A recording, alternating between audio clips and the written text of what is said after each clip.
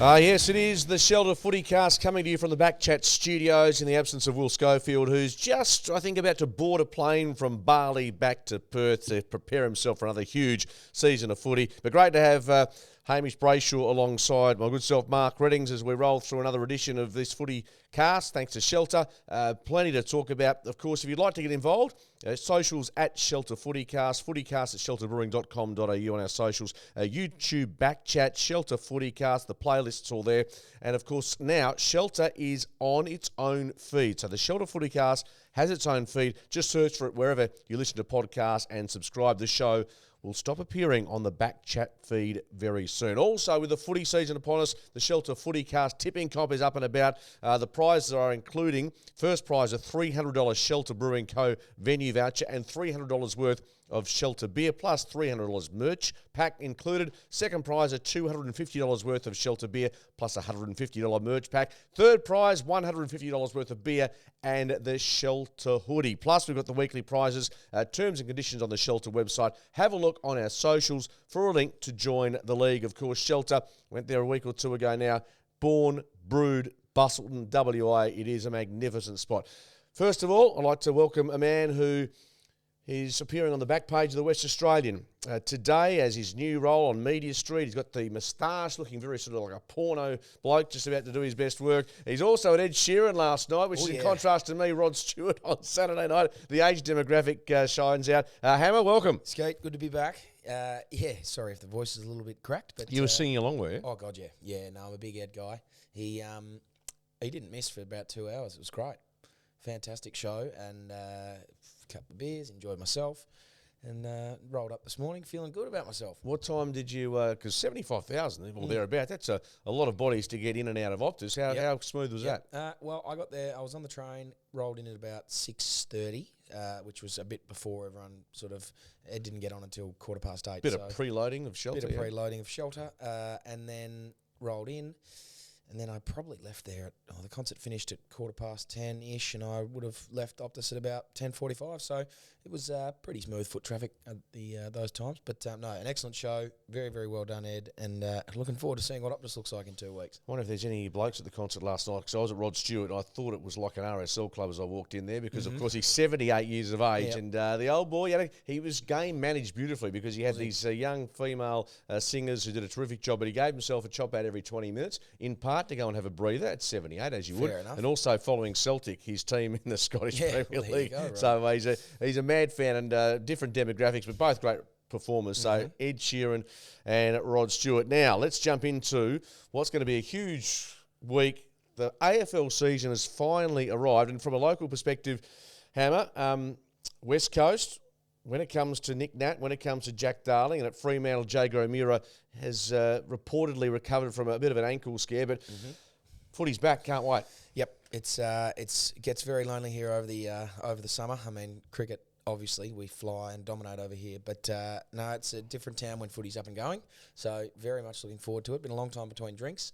The match simulations and all the rest of it, they're out of the way finally, and starting to play for points, so I'm very much looking forward to this weekend and all things football, not just WA, but I'm looking forward to seeing how we go and kicking it off. Yeah, begins Thursday night, MCG, Richmond, Carlton. Always anticipation. Lots of people you've seen have tipped Geelong to go back-to-back. You're bullish on Melbourne. Yep. But there's a huge unknown about how teams will improve, how they'll adjust. There'll definitely be a riser or two, and there'll definitely be a slider or two. That comes with the territory? Yeah, absolutely. I mean, it's no one's lost a game so far in before the season starts, so everyone's on level playing field, and watching teams train over the pre-season, everyone feels like they're going well. Everyone feels like they're going to improve, and then it's a leveler when you get to round one and you really go up against different opposition. But Geelong to go back to back, it's always hard. Melbourne are going to go well, I think, but no, there's always. Very rarely is the top 8 set from the year before. You get some up, you get some sliders, and there'll be a few, I think.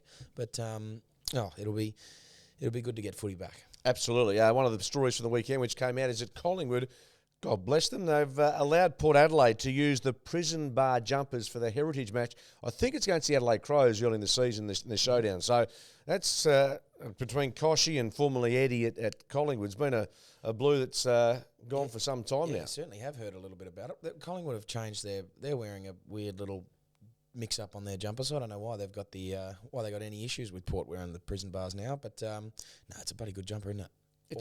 Oh, I like it. And guess what?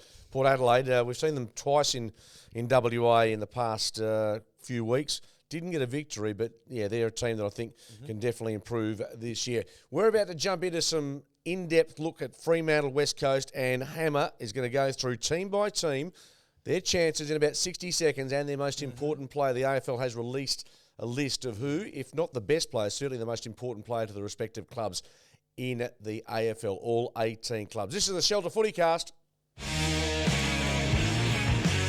Righto, we've discussed over the past couple of weeks. We've had more previews heading to round one because it's about February, but we're down to Tintax now. Selection, I guess, 3 or 4 days away for Fremantle. Let's start with them. Michael Walters, Achilles, bit of a calf perhaps. We mentioned Jago O'Meara, Luke Jackson, Luke Ryan, Michael Frederick. Who's playing, who's not in your eyes in terms of fitness? I think everyone on that list bar Michael Walters will play. I don't think they need to rush him back. I think he's an important player for them that they just want to get right. But I think the other guys will be back and ready to go. Yeah, they couldn't have done much more during the pre-season. I wouldn't have thought Fremantle in terms of getting as many available on the track.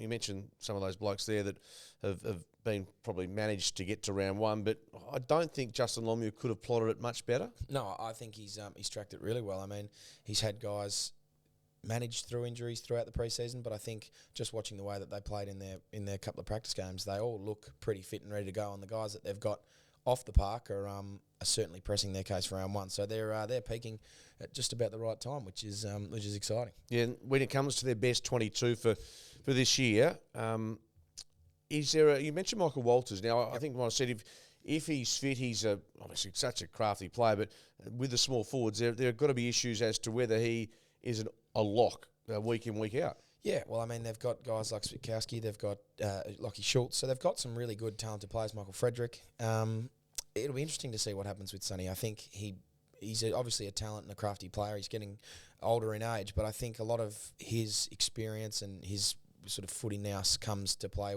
over these other guys. So I think his experience will certainly help, and his leadership on field will help push his case for selection. But no, it's not that he's not a lock, but it's I think it's a good place to be at if you're a senior player with these younger guys pushing you for selection. It gives you that extra gear to keep going, and makes for a better in football environment and a team that wants to get better. So I think I think he'll enjoy having the challenge of not necessarily being a lock every week. Yeah, the back line looks locked and loaded, ready to go. Midfield, missing Mundy, but there's obviously a growth area there for them. Mm-hmm. Can you fit against the Saints this week? And bear in mind, they've lost Tim Membry, confirmed that he'll be missing with that knee injury that he's had surgery on over summer. And their list is so long, injuries, including Max King and Schofield and Billings and Ross. There's just a ton of injuries at the Saints. Mm-hmm. Can you fit Taberner, Tracy, Fife as your sort of tall forwards for round one? Is that going a step too far? Oh, I don't know. I think, and then you've got to account for Jackson and Darcy in that rotation. I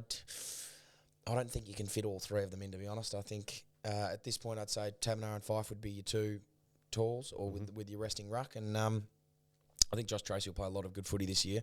Whether or not he plays round one, I'm not sure. But that'll be an interesting selection. They've got some good mix of talls. They've got some good smalls. So it'll be it's pressure on the forward line spots for sure.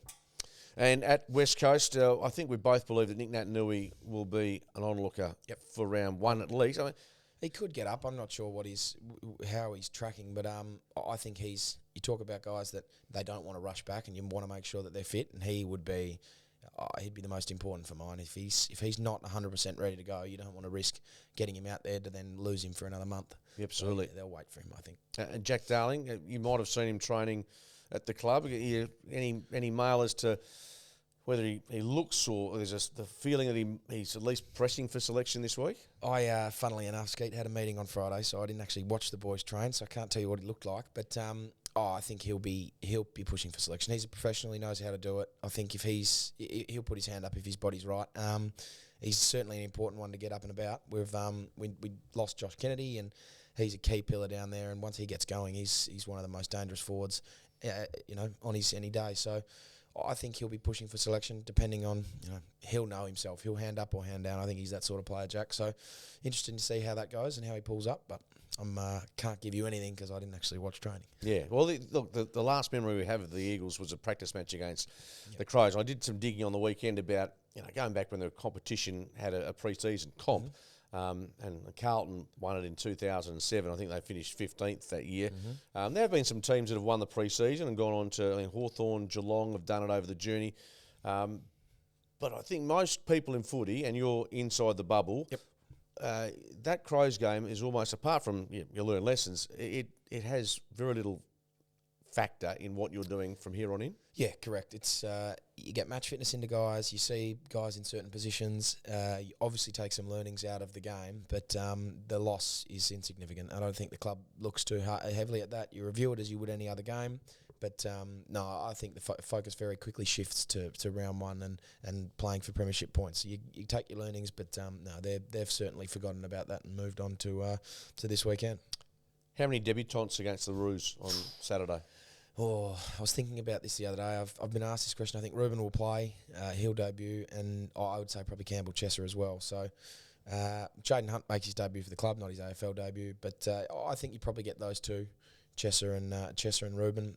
Not 100% sure if you get anyone else. You might throw a little Noah Long curveball in there. Elijah Hewitt, maybe. Probably. I mean, we saw some beautiful things from him in that match simulation against Port, but he looks like a player that he still obviously physically has to do some work, and maybe one that you just keep an eye on. Yeah, I think so. I think a lot of these younger guys will benefit once the waffle season comes and they can build their form from there. I think for a young player, unless you really jump on the scene like the way Ruben has, it's really hard to play yourself into a round one selection off the back of your first year. So I think a lot of these younger guys will benefit from the waffle coming back and being able to press their case in the twos and play a bit of good football there and get some consistency. But yeah, I'd say 2, maybe 3 debutants this week. Okay, guys like Joe Cully plays, doesn't play? Oh, I mean, for mine, he's been one of the better trainers all pre-season, so it'll be interesting to see that selection. But the midfield is looking pretty good. I mean, guys are fit, and Elliot Yo's firing again. Dom Sheed's up and about, and he's back fit, and Ruben's come on, and you've got Luke Shuey, you've got Tim Kelly, you've got plenty of selection through there. So it'll be, I'm not 100% sure what that looks like for him. He's had a really good pre-season. If he plays, he's certainly earned it. But it's good to finally have a bit of selection issues this time of the year, because last year it was very much slim pickings. Absolutely. Now, this young man's been through a horrible couple of months, but as a footballer, we know he's got talent in Rhett Bazzo. Back at the club, training, do you see, I mean, is he, when he's playing, is he in their best 22?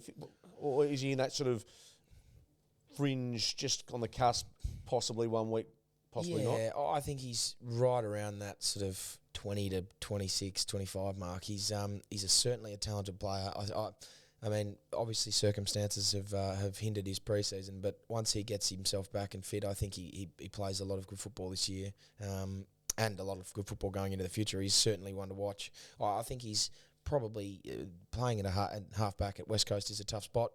Guys like Liam Duggan, Tom Cole have sort of made that position their own, and then the experience of McGovern and Hearn and Brass, that's a pretty set defence. But I think they learn a lot from those guys, and when they do need the youth to come in, and guys like Brady Hoff and Rhett Bazzo will come in and play good football. But in terms of this week, I can't imagine he'd be rushing himself back to playing much football, and maybe get him halfway through the year, I think.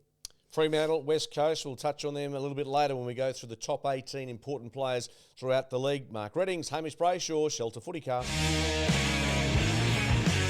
Some other footy news bumping around Hammer. Matt Crouch, fractured fibula, which I'm not saying you got a degree in medicine, but what sort of time frame is a fibula fractured? Well, firstly, it hurt. Secondly, you're looking at 4 weeks in a cast / sort of brace position thing, and I'd say 8 to 10. So could be 2.5, 3 months. Yeah, he's done.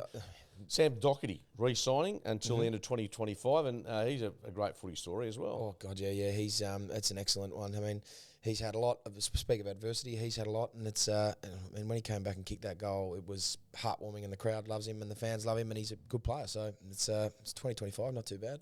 Mind you, it's 2023 now. I keep thinking 2025 is a long way off, but it's actually only that far. only a couple of years. More serious note, Taron Thomas, ankle injury on return to training. Now, we know what's happening off field with him, and there's some, be some stress and some accusations come his way. But how important is he to North in your mind going forward?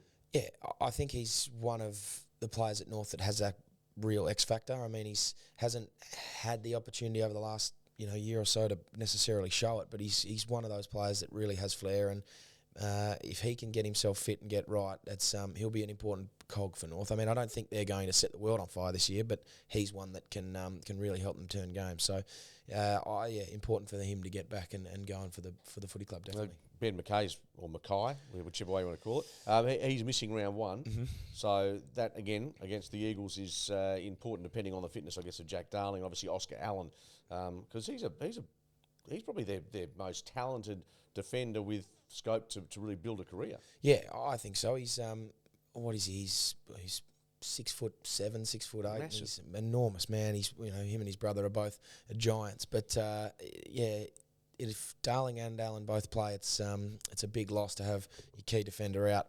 I don't know how long he'll miss, but he's certainly an important one for North to get back up and going. Okay, a couple other news stories floating around. Lipinski from Collingwood to miss round one. Tuke Miller will play this weekend against the Sydney Swans. Gee, they need him, don't they? He's speaking of important players. Yeah, he's the fittest runner in the comp almost. I mean, you get guys on the wing like Langdon and Gaff who just run all day, but his gut running from the midfield to get back both ways and tackle, and his leadership on and off the field from all reports is second to none. So he's that's a big one for him to get back in.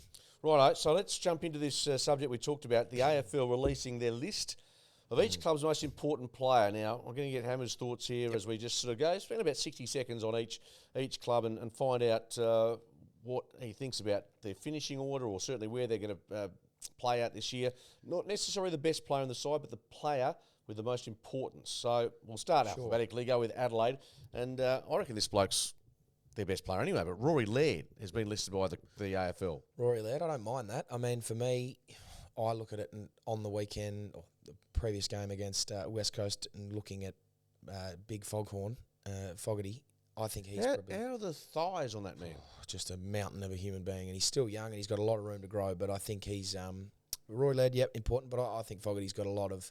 He's a big key for them if he can get going, so he'd be my most important, but I can see how they've gone with Laird. Big pre-season in terms of results means nothing come this weekend.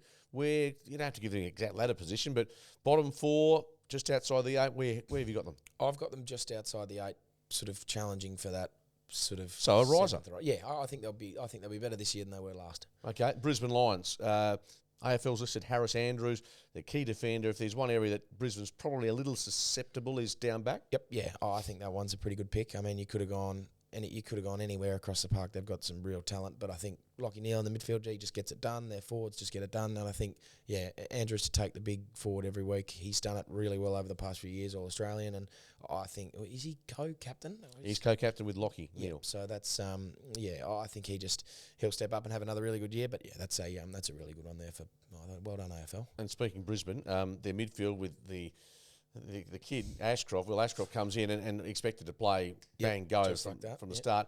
Josh Dunkley comes in, Jack Gunston in attack. When you think of Gunston, Charlie Cameron, Hipwood, Danaher, they've got almost all the pieces covered. Where you got them? I've got them finishing top 4. I think they'll sort of those top 4 positions. I think will be pretty locked. But I'd say anywhere from 1 to 4. Yep. I'll say 3.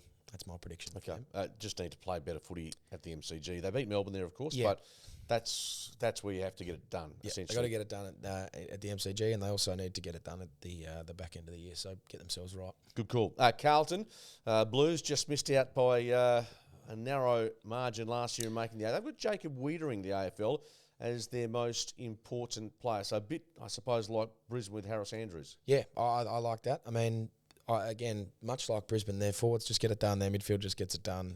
We could have said Paddy Cripps. I think that's a bit of a cop-out answer. I think Wiedering's really important for him. He's the way he played when he was up and about last year was I think there was a real clear difference between when he was out there and not. They look a different team, and I think he's going to be massive for them. So, and they're another team that I think will rise again. I think they'll play finals this year. They've got the list certainly to do it. I see them sort of finishing in that top 8, sort of 5 to 8, that sort of range for the Mighty Blues. So Brayshaw has the Blues back playing finals. Yep. The Baggers up and about. Their arch rivals Collingwood. Darcy Cameron, West Australian, of course, went to Sydney, now at the Pies. Gee, had a good 2022, but now he's been cited as probably their most important player, which is an interesting call. Yeah, it is. I think he's certainly very important for them. I mean, you lose Grundy. You've got he's a tall who can play ruck and forward, and he's certainly important for them. I think he could have gone Darcy Moore there. The way he plays and the way he leads is obviously he's been announced the captain, but I think he's another one that's probably important for him. But I see Collingwood as being a bit of a slider this year. I don't think. I mean, what they win 11 games or something by under a goal last year. It's pretty tough to do that one twice, but I see them sliding out of the 8. I see them sort of finishing that 12 to 8 range, and I think they're still a very good side, and they've got a lot of talent, but I don't think they missed out. They made top 4, but if they missed last year, let's call it 3 of those games that they lose, they're sliding out of the 8. So I think they'll struggle to maintain that form again, but I could be easily proven wrong. Yeah, a lot of people, as you say, picking them as a slider, but they have got Tom Mitchell, Dan McStay, Bobby Hill. Yeah, look, I would be loath to say they're going to tumble out of the 8, but again, people suggesting that those narrow margins that they won by last year can't be replicated. So Collingwood, very much an asterisk this year as to where they will finish. But Darcy Cameron at Essendon, Zach Merritt, the AFL has listed as their most important player. It's probably hard to argue in terms of what he does and his importance around the midfield. Yeah, definitely. I mean, I look across their list and I think he's probably almost their best player and certainly their most important. If he's playing good footy, he drives the ball for him and sets up their sort of ball movement. So I think that's a pretty good pick there. Again, this is a team that I don't expect to set the world on fire. And I've got them in that sort of bottom 4, bottom 6 area. But in terms of importance, if he can get going and playing really good footy, he could certainly give it a shake. Yep, Zach Merritt, really good player, and hopefully for Bombers supporters' sakes, they've had some dramas in the last 10 years, really, since the supplement saga, but hopefully they can get some results on the board.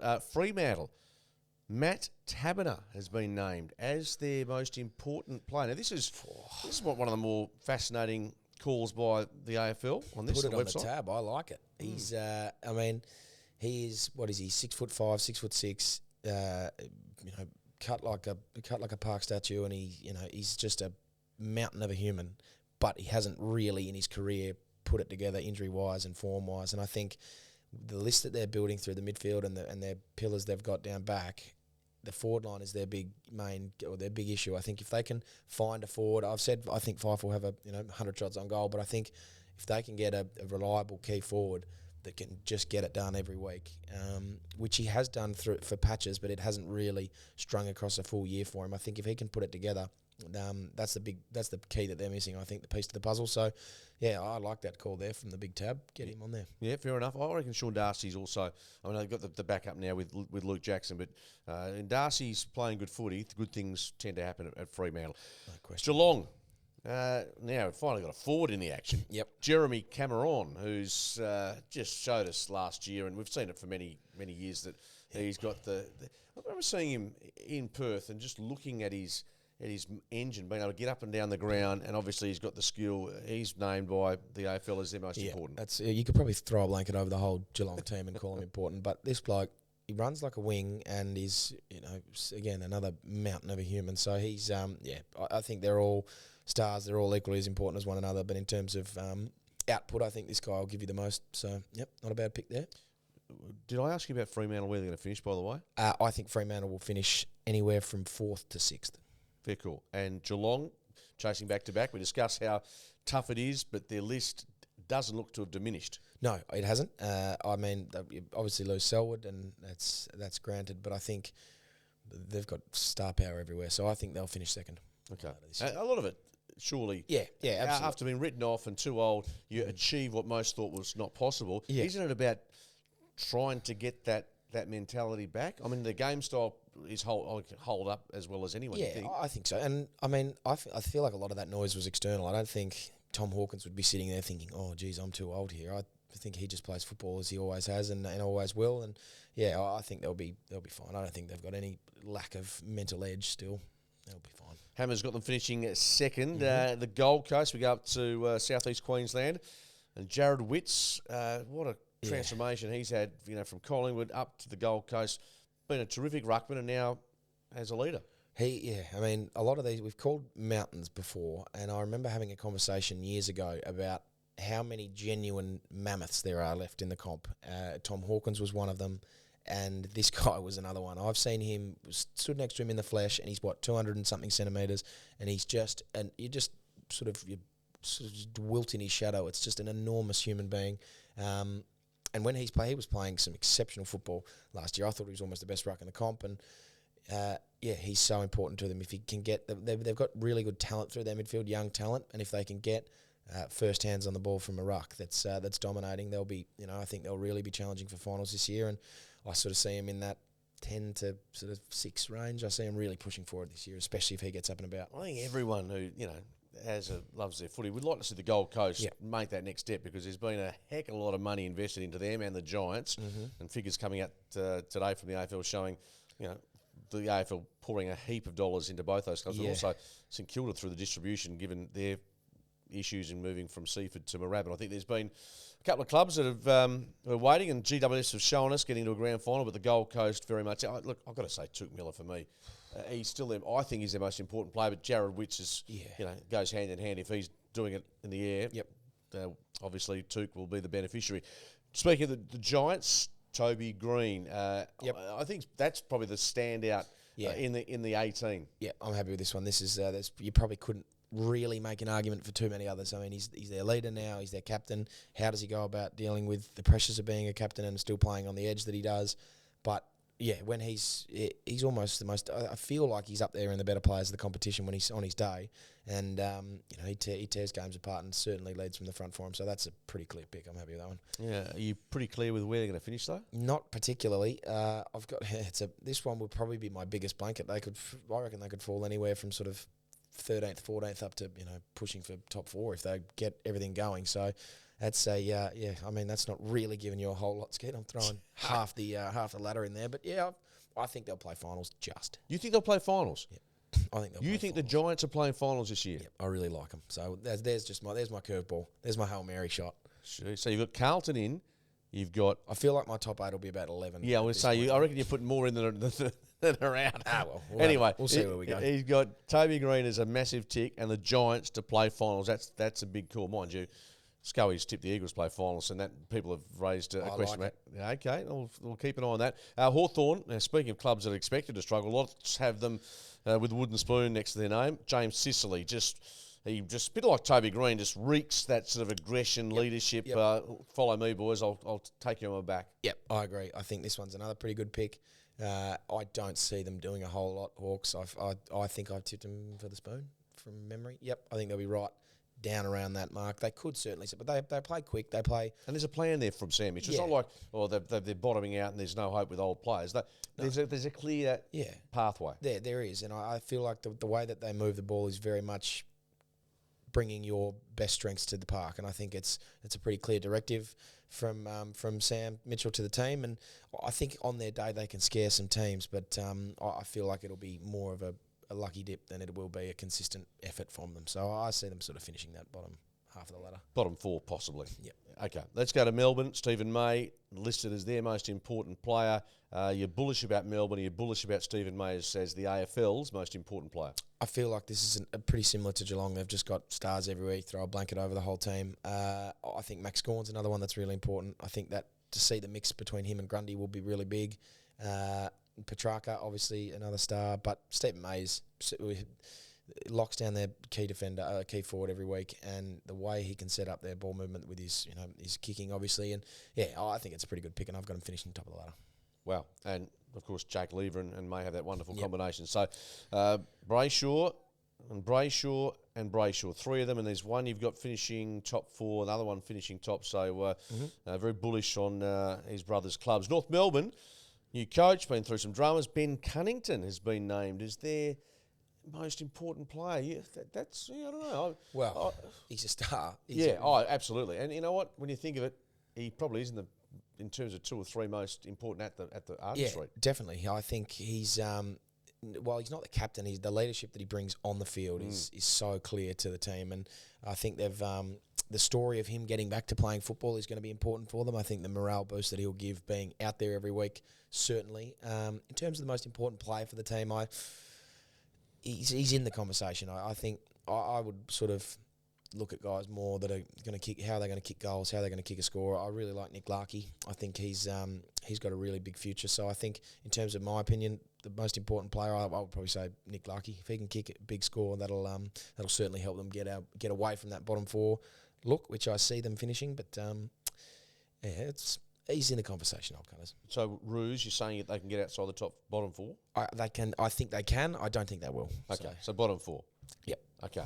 So they're still struggle street under Clarko. Port Adelaide, we've seen a bit of them, as I said. Alia has been listed as the player most important to the Power, and it's hard to argue when you see what he does and the counter, the intercept marking, and what he does in the back half. I think this one is as clear cut as Toby Green at GWS. I think the way Alia plays is, he reads the ball, he takes marks, he's intercept, and he can use the footy from there. And I think he's a massive key to their success this year. And I don't see them, again, this is another team that I sort of am not 100% sure about where they'll finish. They've got some recruits, they've got some new players. How will Junior Rioli go?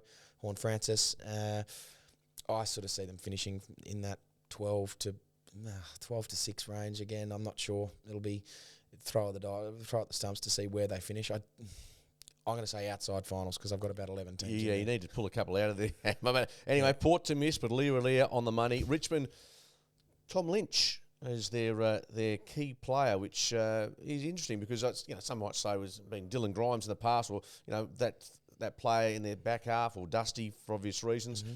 Tom Lynch. I like it. I think they get the 2 of them, Rewalt and Lynch, working well. They won flags off the back of that. I think he's another one that's just a mammoth of a human being, and I think he draws a lot of attention if he can kick. I think he can pretty comfortably kick 50 goals and be in the Coleman conversation, and I think Richmond are going to need that from him to be to push back to the way they like to play football. I think a lot of people have seen the recruits they've got and see them rising up the ladder. So do I. And I think if he can kick a big score, that'll certainly help him. I've got him finishing 6th to 4th. I think they can challenge for top 4 if they get things going, but he'll be certainly an important cog. Okay. Tom Lynch is on the money, and you think they'll play finals? They're my slider this year. Slider. Yeah, I think. Wow. I think they're getting older. I just they've recruited well, but I reckon they've been in the mountain. They've had a lick of the ice cream. Sure. You got to pick someone. No, that's fair enough. And some have picked Sydney, which we're getting to shortly. But for me, the Tigers. Although if Dusty is out there for 23 matches, then they're going to be imposing and very dangerous. Absolutely. But that's you got to make a call. St Kilda.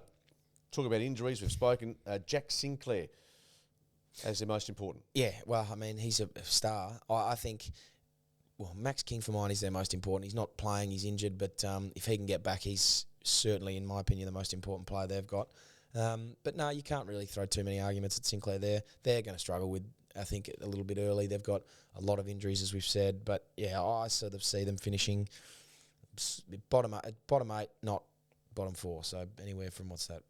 It's 9 to 13, 9 to 14. I think the most important player might even be Ross Lyon to see how his coaching can adapt and what he can do. If he can get this team playing good footy and winning some matches against those numbers of injuries, and kudos to him. Okay, Sydney made the grand final. Yep. Sam Reid, who, of course, had that injury which prevented him from playing his best footy. They've got the AFL, him as their number 1. Yeah, I mean, there's sort of a lot of unsung heroes, I think. Sydney, they've got a lot of players that just sort of are really good, and they're not stars. They do obviously have some star power, but I feel like they've just got a really balanced list. And this is, I think, Sam Reid's. Yeah, certainly you could put him there. I like the McCartan brothers. I think if they can both get going, it'll be, they shut down forwards. I'm happy with the pick.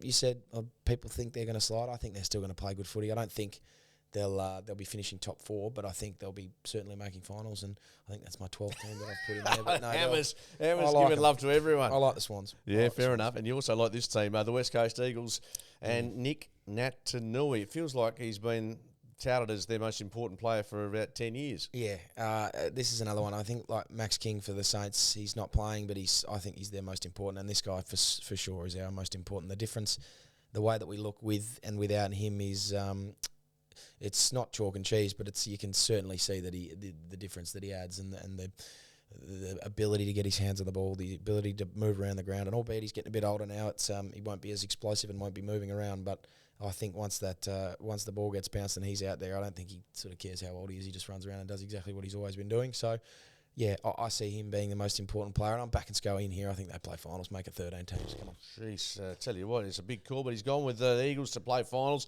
That's Ham. I hope you back it up in the West with some bold calls when it's public. But absolutely. Like this, it's important. I'm going to go with Gove, and Yowie is probably, I don't know, just as this year, I just don't think Nick Nat's going to be able to get back to his best just by virtue of age, etc. But he's been working hard, we know, to try and get back there. Final club, Western Bulldogs, Tim English, WA product, Doggies, and Tim English. They've recruited certainly Rory Lobb, and they've got a new look about them. How are they tracking? And what about Tim English? I mean, Tim English, I certainly think they've gone for the big man. I think pretty clearly directive here from the AFL. I think Aaron Norton for mine is their most important. If he can, I like forwards that can pop up and kick goals, and he is just an imposing human. He jumps, he can catch the ball, he can kick, but I think his best footy challenges for Coleman medal, and if that's something that he can produce this year, the Bulldogs will be looking good.